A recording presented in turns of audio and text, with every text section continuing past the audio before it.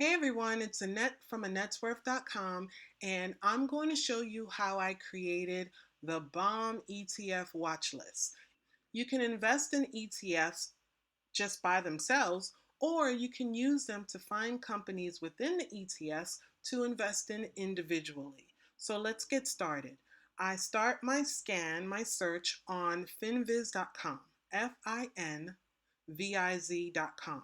This is the home screen. We're going to be going to the screener. On the screener page, the first thing we're going to go over to industry. Industry, we're going to click on right here that says exchange traded fund. That's what we want. The next thing we're going to click on is average volume. For me, I want to know that a lot of people are trading this ETF. So I want an average volume over 1 million. The next thing we're going to choose is this section called option or short. Because I may want to buy shares or buy options, I want to be sure that every ETF that I search for is actually optionable.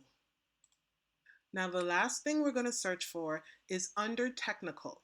Let's go to technical. And because I may be trading these as an option, I want to be sure that the average true range is at least over $1. So now that I have 82 ETFs that I can search for that meet my criteria, I can look and search by volume and change this volume from low to high. These are the ones that have an average volume of 1 million, but for right now, they are low volume. So these may be the ETFs that you can look for opportunities because they may be lower now and then they get stronger as the sectors rotate into their season. Now, if we look for the ETFs that are popular right now, we're going to look for the volume high to low. So when you find ETFs that have a high volume, it means that a lot of people are trading these right now. So it may clue you in to what sectors and industries are very popular right now.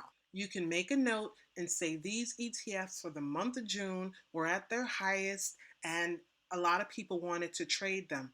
As you start building your watch list and knowing which ones were at their highest, then you can also know when they're at their lowest. Maybe that's a time to get in to want to purchase them in anticipation of them being higher during the height of their season. The other thing that I look for are ETFs that are very popular, and I go into them to see what companies they contain. This may give you an idea of which companies you may want to invest in because they're actually in season, and if the ETF is going higher, maybe there's opportunity for this company to also go higher also.